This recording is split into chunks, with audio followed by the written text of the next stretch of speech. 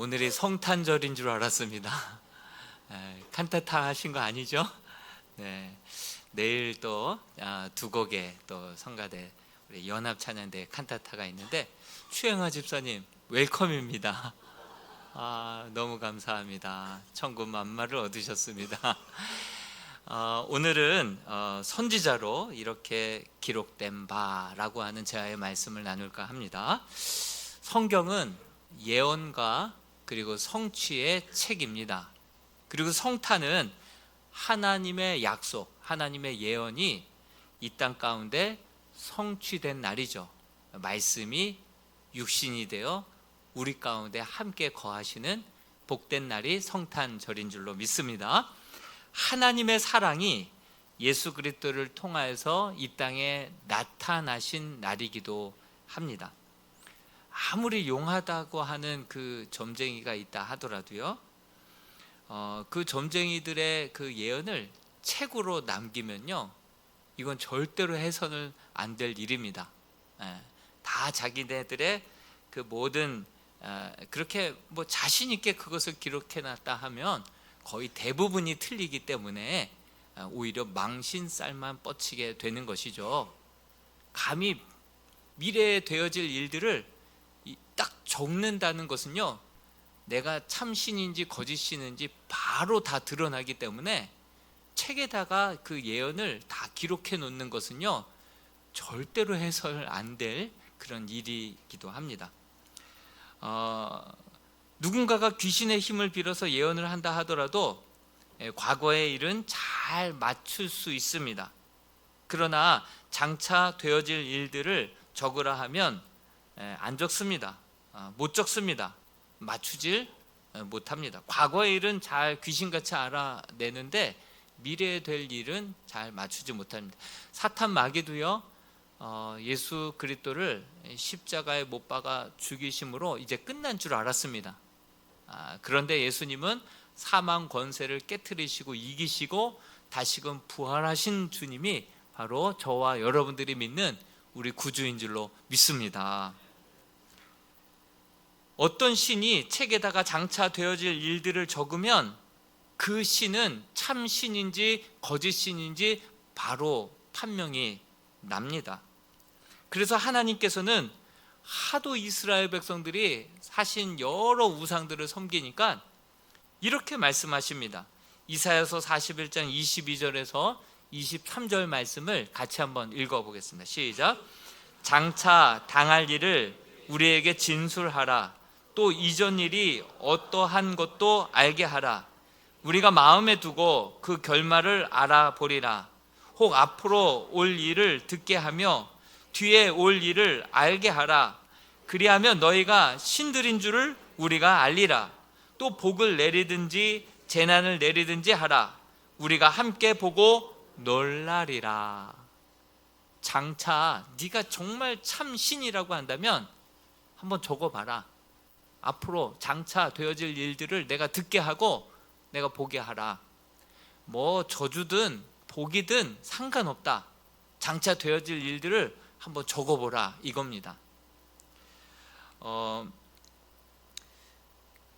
그래놓고선 하나님께서는 선지자들을 통하여서 장차 되어질 일들을 직접 예언하게 하시고 그것을 기록해 놓습니다. 그러면서 이런 말씀도 하십니다. 이사야서 48장 5절에서 6절은요, 좀 더 쉬운 공동 번역으로 같이 한번 읽어보겠습니다. 5절에서 6절입니다. 시작. 이것은 내 우상이 이루어 놓은 일이다. 내가 깎아 세우고 내가 부어 만든 신상이 명령해서 된 일이다. 이런 엉뚱한 소리를 못하게 하려고 나는 너희에게 장차 있을 일을 미리 알려주었고 앞질러 들려주었다. 이렇게 일러준 대로 이루어지는 것을 너희는 보았다. 너희가 이것을 증언하지 아니하느냐? 이제 내가 새로운 일을 너희에게 들려준다. 이것은 너희가 알지 못하던 비밀이다. 이것들이 알려진 대로 이루어지는 것을 보게 되면 어찌 증인이 되지 않을 수 있느냐? 그렇습니다. 장차 이루실 일들을 진술하게 하신 이유는 우상들은 그냥 사람이 만든 돌이나 쇳덩어리나 합쳐서 도리오, 쇠요 합치면 뭐가 되죠? 돌쇠가 되죠. 인간 돌쇠는 일이라도 하지 돌로 만들고 쇠로 만든 그 우상들은 사람이 들어서 옮겨야 되고 수레에 담아서 옮겨야 옮겨지는 것들이다. 그러면서 하나님께서는 동시에 스스로가 참 하나님임을 증명하기 위해서 장차 되어질 일들을 구약에 약속해 놓았고 신약에 와서 계속해서 그 약속들을 이는 선지자 누구의 말씀을 이루려 하심이니라. 이게 사복음서에 쏟아져 나오는 것을 보게 되는 것이죠. 여러분, 예레미야가 예언을 하기를 눈물로 이제 장차 이 이스라엘이 바벨론의 이제 포로로 끌려가게 될 것이다, 삼킨 바 될 것이다, 이렇게 예언을 했죠. 그러나 70년이 되면 이들이 다시금 고국으로 돌아오게 될 것이다, 이렇게 예언을 했죠. 다니엘이 포로로 끌려가 있는 상황 속에서 하나님의 말씀을 읽다 보니 또 손으로 꼽아보니 70년이 된 거예요. 이제 하나님께서 약속하신 그날이 다 되었다, 우리 기도로 준비하자. 그래서 다니엘서 9장에 보면 주여 주여 주여 주여 3창이 거기서 나오죠. 주여 3창의 기원이 그 다니엘서 9장의 말씀입니다.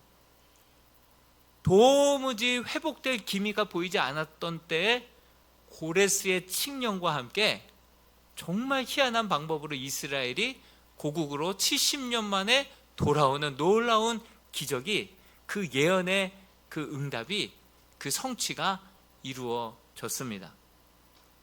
그리고 또 에스겔서에 이 이스라엘이 결국 고국으로 돌아오게 될 것이다 라고 계속해서 예언을 했는데 1948년에 1200년 만에 이스라엘이 정말 온 세계가 깜짝 놀랄 정도로 디아스포라 유대인들이 같이 한자리에 모여서 함께 독립을 선언하며 이스라엘이 다시금 이렇게 독립 나라가 되게 되었죠.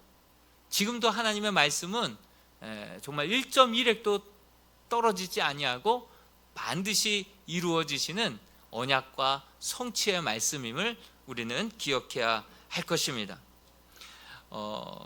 이것들을 보면 내가 봐라, 참 신이다, 저들과 다르다, 너희들이 손으로 만든 그 우상과 사뭇 다르다, 나는 장래에 대해서 복을 약속하고 심판을 약속하고 그것을 그대로 이루시는 그러한 하나님이다. 그러면서 우리 주님께서 그 모든 것들을 약속한 대로 이루는 것, 내가 보혜사 성령을 보내주겠다, 내 아들 예수 그리스도를 보내주겠다, 그 약속한 대로 성취되고 너희가 그것을 눈으로 보거든 나의 증인이 되어야 될 것 아니냐. 너희가 들은 바요 본 바라가 되었다고 한다면 이제 너희는 나의 그 증인이, 전파자가 되어야 될 거 아니냐. 이것이 이 이사야서의 말씀입니다. 성경에 나온 예언은 장차 내가 다시 오리라 라고 하시는 그 말씀 외에 또 말세에는 이러한 증거들이 나타난, 증상들이, 표징들이 나타난다라고 하는 그 말씀, 몇몇 말씀 외에는 그것이 다 고스란히 이루어진 것을 보게 됩니다. 이는 이 성경책이 인간이 지은 책이 아니라는 사실을 말한 뿐만이 아니라 동시에 하나님은 참신 되심을 보여주시는 강력한 증거가 된다라고 하는 사실이죠. 존 바톤 페인이라고 하시는 미국의 학자가 있어요. 구약 학자가 있어요. 그분이 프린스턴 대학에서 박사학위를 받았고 휘튼 칼리지에서 교수로 재직했던, 그러나 고인이 되셨던 구약 학자죠. 근데 그분이 성경 예언 백과사전이라고 하는 책을 기록해 두었습니다. 이 책에 보면요, 구약의 예언이 1239가지, 신약에는 578가지의 예언이 기록되어 있다. 성경 전체로 보면 1817개의 예언이 기록되어 있다. 그 중에 구약의 예언의 많은 부분, 특히 메시아에 대한 예언이었고 그 예언은 오롯이 성취되었다라고 기록하고 있습니다. 그리고 또 미국의 수학자라고요, 천문학자이면서도 수학자인 피터 스토너가 이 신약의 예수 그리스도에 대한 예언이 350가지가 되는데, 이러한 예언들이 수학학자다 보니까 성취될 그런 예언을 하고 그 예언이 성취될 확률을 이 8가지 예언만 모아서 그것이 예언한 대로 8가지가 다 성취될 확률을 계산으로 한번 수학으로 계산해 본 거예요. 600명의 제자들과 함께 그렇게 함께 10년 동안 계산을 해봤는데, 예수의 탄생, 출생지 알아맞히는 거, 세례 요한의 메시아기를 예비하신 거, 가룟 유다 배신한 거, 은 30에 파는 거, 십자가의 죽음, 옷을 제비 뽑는 거, 무덤에 부자의 무덤에 장사될 거, 이 모든 예언들이 8가지인데 이것이 예언한 대로 성취될 확률을 계산해 보니까 10의 17승분의 1이라고 계산을 해낸 거예요. 그런데요, 예수님에 대한 예언이 8가지밖에 안 됐습니까? 사복음서 읽어보십시오.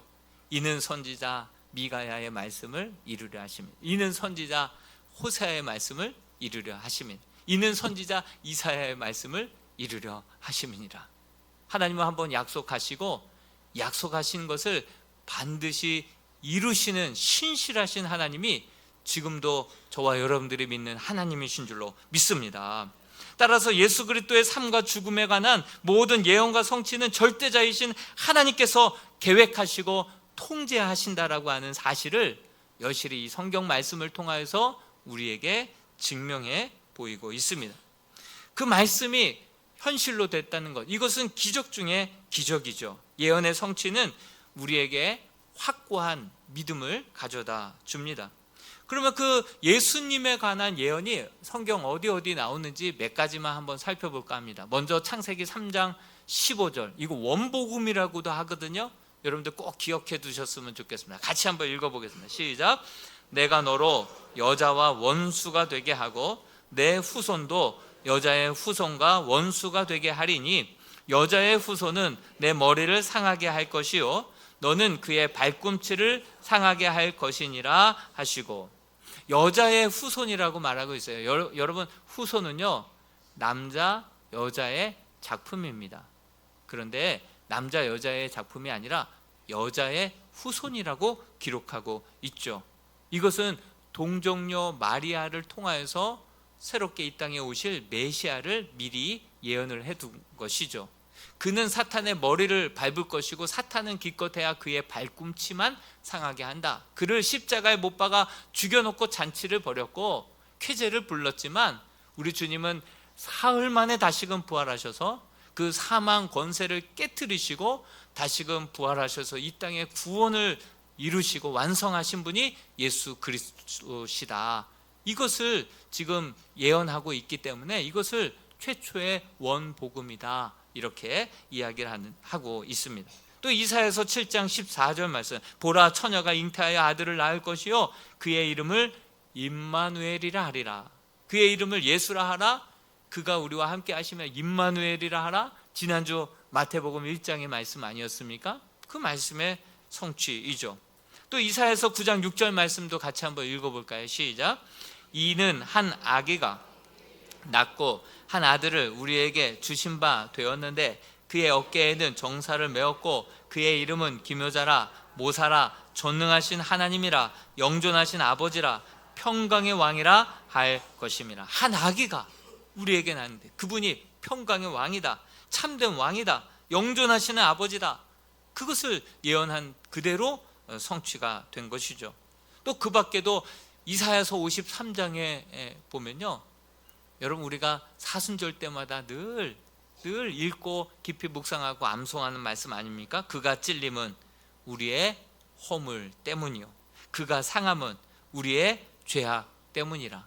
그가 채찍에 맞음으로 우리가 나음을 입었도다.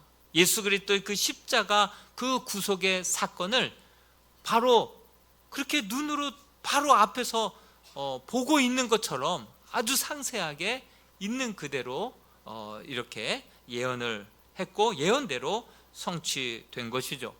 우리가 오늘 읽었던 본문 말씀 안에도 예언과 예언의 말씀의 성취가 나옵니다. 베들레헴, 우리 주님께서는 유대 땅 베들레헴에서 나신다. 그것이 또 성경에 예언되어 있는데요. 미가서 5장 2절 말씀에 예언되어 있고 예언이 그대로 성취된 것을 보게 됩니다. 미가서 5장 2절도 같이 한번 읽어보겠습니다. 시작. 베들레헴 에브라다야, 너는 유다 족속 중에 작을지라도 이스라엘을 다스릴 자가 내게서 내게로 나올 것이라. 그의 근본은 상고의 영혼에 있느니라.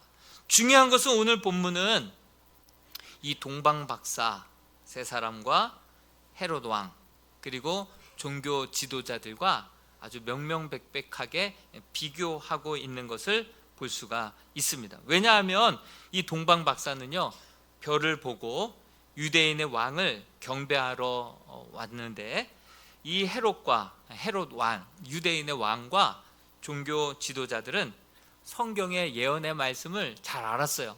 이 동방박사가 이제 유대인의 왕이라고 해서 왕궁에 나실 줄 알고 예루살렘 성에 가서 예수님이 이제 탄생하신다고 인도함 받아서 왔는데 그 아기 예수가 어디냐, 이렇게 어디서 태어나느냐 물으니까 바로 옆구리 콕 찌르자마자 바로 대답하듯이 종교 지도자들에게 헤롯 대왕이 묻자 바로 이렇게 대답을 한 거죠. 베들레헴 에브라다에서 그렇게 낳게 될 것이다 라고 성경에 기록되어 있습니다 라고 종교 지도자들이 그렇게 분명하게 바로 지체 없이 그렇게 말씀을 그렇게 알려줍니다. 그런데 중요한 것은요, 이 동방박사 세 사람은 이방 사람들이었죠. 그리고 희미한 별빛을 보고 그것을 쫓아서 왔지만 그 명확하지 않았어요. 어디서 나는지도 모르겠고 그 발걸음 쫓아서 왔는데 희미하지만 1%밖에 제대로 알지 못하지만 100% 순종해서 이렇게 아기 예수를 찾아서 나섭니다. 그런데 종교 지도자들, 그때 예루살렘에 있는 왕을 비롯한 종교 지도자들은 그 왕이 어디서 날지를 분명히 알고 100% 알고 있었음에도 불구하고, 말씀을 맡은 자임에도 불구하고 그렇게 주님을 찾아가서 경배하지도 않았던 그때 당시의 모습을 비교해서 우리에게 알려주고 있습니다. 오히려 헤롯은요, 2세 이하의 아이들을 잡아 죽이는 결과를 낳았고요, 종교 지도자들은요, 이미 다 자란 예수 그리스도를 십자가에 못 박아 죽이는 그 대명사들이 되어 버렸다라고 하는 사실이죠. 동방으로부터 박사들이 누구를 말하느냐 좀 살펴보면, 시기적으로 이때 당시 보면 바벨론으로 포로로 끌려갔었죠. 바벨론이 무너지고 페르시아, 바사 제국이 또 세워졌죠. 또 바사가 무너지고 파르티아 제국이 오리엔탈 그쪽에 이제 형성이 되었죠. 이 파르티아 제국의 사람들을 그때 당시 시기적으로 보면 동방의 사람들, 이방인이었죠. 이방인. 예루살렘에서 거기까지 거리는 1600km나 떨어져 있는, 어마어마하게 많이 떨어져 있는 그러한 지역의 동방의 사람들이었습니다. 그들은 뭐 점성술가라기보다는 바로 별을 연구하는 그러한 천문학 박사들이었죠.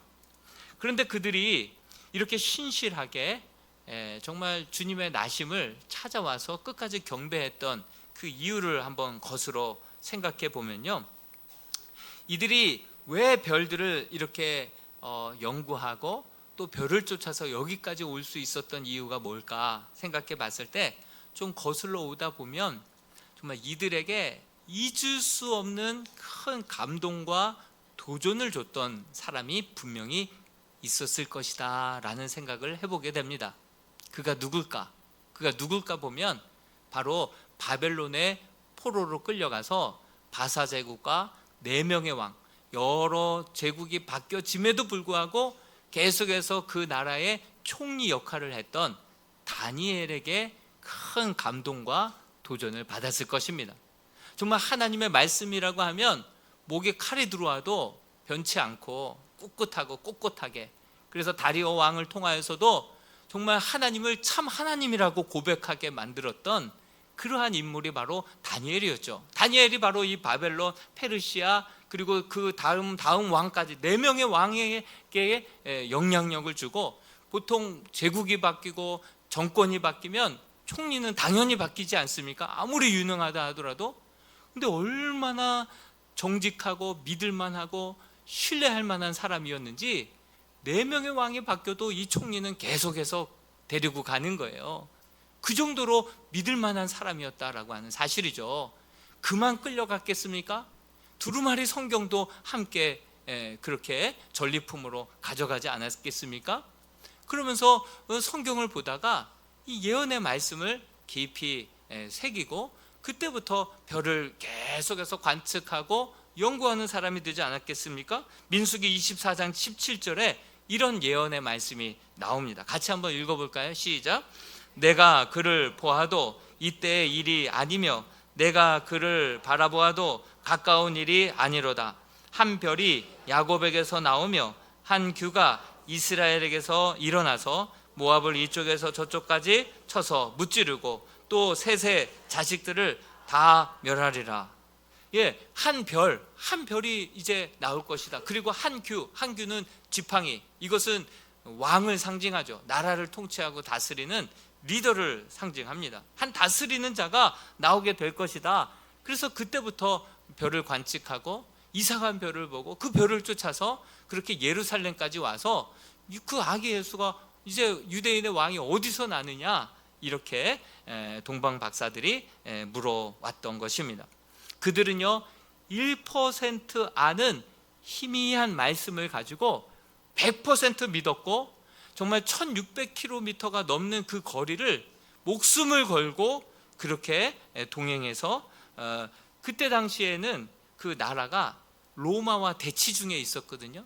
로마와 대치 중에 있었기 때문에 로마의 영토를 통과한다는 것은요 목숨을 정말 빼앗길 수도 있는, 굉장히 큰 위험에 처할 수도 있는 그러한 상황임에도 불구하고 목숨을 걸고 그 먼 거리, 조금 1% 아는 그 말씀을 100% 순종하며 나아갈 수 있었던 것은 하나님의 말씀을 정말 가감 없이 있는 그대로 순종하고 4명의 왕, 여러 제국을 거쳐서 영향력을 끼쳤던 다니엘의 큰 감동과 도전을 받았던 이들이 똑같이 희미한 말씀이지만, 작은 말씀이지만 그것을 100% 순종하고 그대로 실천에 옮겨서 이렇게 우리에게 이 성탄의 참된 분위기를 가르쳐 준 사람들이 바로 동방박사다라고 하는 사실이죠.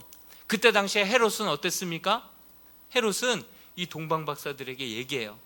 야, 가서 베들레헴에 가서 그 아기를 찾거든 나에게 일러줘라. 나도 가서 그와 같이 경배하게. 여러분, 이것은 무엇입니까? 말뿐인 신앙이죠. 나도 경배하게. 그래서 그는 뒤에 가서 어떻게 했습니까? 2살 이하의 어린 아이들을 다 잡아 죽이라고 그렇게 명령을 내리지 않았습니까? 또 다른 종교 지도자들은 어땠습니까? 쿡 찌르면 바로 대답하죠. 유대인의 왕이 어디서 나느냐 물으니까 베들레헴이니이다. 바로 그렇게 고백을 하지 않습니까? 그래서 제가 지도를 한번 가져와 봤어요. 예루살렘과 베들레헴의 거리는 얼마 거리입니까? 바로 거의 붙어 있을 만한 거리죠. 동방박사들은 1600km 희미한 하나님의 말씀, 그거 붙들고 믿음의 본을 보여줬던 그 다니엘을 생각하면서 철저하게 하나님을 경배하고 하나님을 예배하기 위하여서 그 먼 거리마다 하지 않고 목숨을 걸고 긴 여행을 떠나서 왔는데, 그 종교 지도자들은 100% 성경을 잘 알고 있었음에도 불구하고 1%도 순종하지 않는 거예요. 여러분, 베들레헴, 예루살렘 그 거리는요 11km예요. 11km. 차로 가면 10분이면 가는 거리고요. 그리고 걸어가면 1시간 반이면 가는 거리예요. 근데 기가 막히게 말을 했지만, 말은 청산유수처럼 얘기하고 하나님의 말씀을 많이 알지만 1%도 제대로 순종하지 않고, 다 그렇지 뭐, 다 그런데 뭐, 알기는 알지만 행하지 않는 그러한 시대 가운데 오늘 이 이야기를 통하여서, 이 동방박사 3사람의 이야기를 통해서 우리에게 전해주는 교훈이 무엇입니까? 그때 당시 예수는 탄생했지만 영접할 사람이 없고, 정말 많은 하나님의 말씀을 잘 아는 종교 지도자들, 왕궁, 화려한 그러한 왕궁은 있었지만 참으로 주님을 경배하고 찾는 이 없고 순종하는 이 없지만 그 가운데 없어서 찾고 찾다 보니 1600km나 떨어져 있는 동방의 박사들을 통하여서 정말 진정한 성탄의 분위기는 이래야 된다라는 것을 우리에게 기록하게 하시고 이런 족적을 남겨서 우리에게 참된 성탄의 분위기를 이어가게끔 이 말씀을 두 사람들을 이렇게 비교해 가며 우리에게 주신 줄로 믿습니다. 여러분, 오늘날에 목회 데이터 연구소에서 이런 연구 결과를, 조사 결과를 발표했어요. 한국교회의 신뢰도가 2020년도에는 32%였어요. 한국교회, 한국 성도들 신뢰도가 32%였습니다. 다른 데에 비하면 현격히 낮았죠. 그런데 이제 코로나 이제 2021년, 2년 이렇게 접어들면서 1%씩 10%씩 떨어지는 거예요. 예? 그러면 이건 반대로 뒤집어서 이야기하면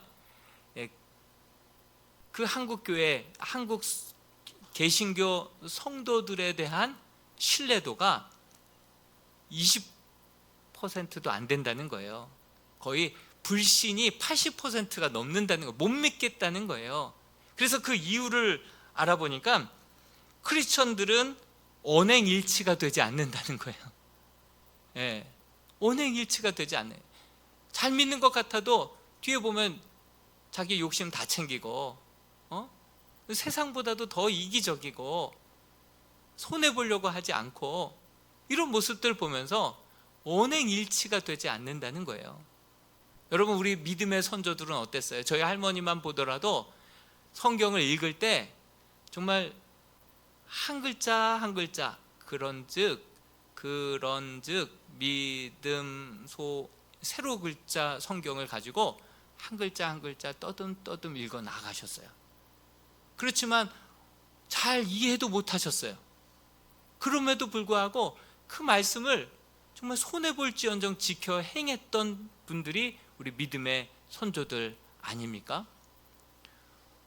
어떻게 이거 그냥 눈 감고 속여도 상관없는 것을 양심이 하나님께서, 성령님께서 마음에 조명해 주시고 말씀해 주시니까 있는 그대로 고백하고, 장대현교회, 평양 장대현교회에서 부흥성회가 어떻게 불이 붙게 되었습니까?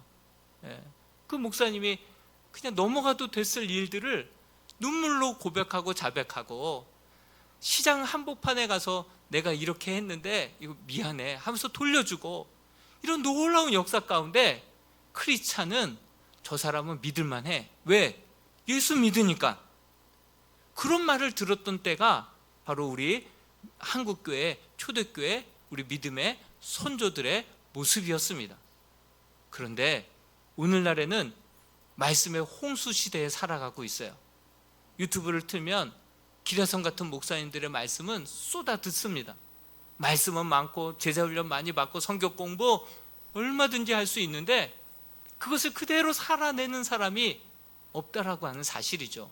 언행일치가 되지 않고 작은 말씀 한 말씀이라도 손해볼지언정, 내가 차라리 굶을지언정 정말 떨어진 하나님의 영광을 위하여서 그 하나님의 말씀을 있는 그대로 동방박사와 같이 순종하고 따르고 헌신하고 희생하는 그런 한 사람 한 사람들이 늘어나게 될 때 그 하나님의 복음은 이방에까지 온 열방이 그 소식을 듣고 주께 돌아오는 놀라운 역사가 있게 될 줄로 믿습니다. 바로 이 동방박사의 이 기록을 통하여서 반면에 이 종교 지도자들과 헤롯 왕의 그 모습을 바라보면서 이러한 성탄의 풍경을 저와 여러분들이 다시금 동방박사와 같이 1% 알지만 100% 순종하는 그러한 말씀, 그러한 순종의 삶을 통하여서 이 성탄 가운데 찬양은 세상의 캐롤에 빼앗기고 진정 그 예수 그리스도는 없고 루돌프와 산타가 대신하고 있고, 정말 나눔과 섬김은 여러 복지센터에 다 빼앗겨가지고 우리의 찬양이, 우리의 복음이 우리 안에서만 이 교회 안에서만 갇혀서 여기서만 맴맴 돌고 우리들끼리만 기뻐 찬양하는 그러한 생일 잔치로 끝나지 않게 되기를 주님의 이름으로 축복합니다. 그래서 하나님의 말씀 한 말씀이라도 손해볼지언정 다니엘과 같이 목숨을 걸고 그 말씀을 지키는 그 모습을 볼 때 많은 사람들이 그 모습을 보고 저 사람을 믿을만해. 왜? 예수 믿으니까. 그 명성을 다시금 회복할 수 있는 저와 여러분들이 될 수 있기를 주님의 이름으로 축복합니다. 같이 한번 이 찬양 불렀으면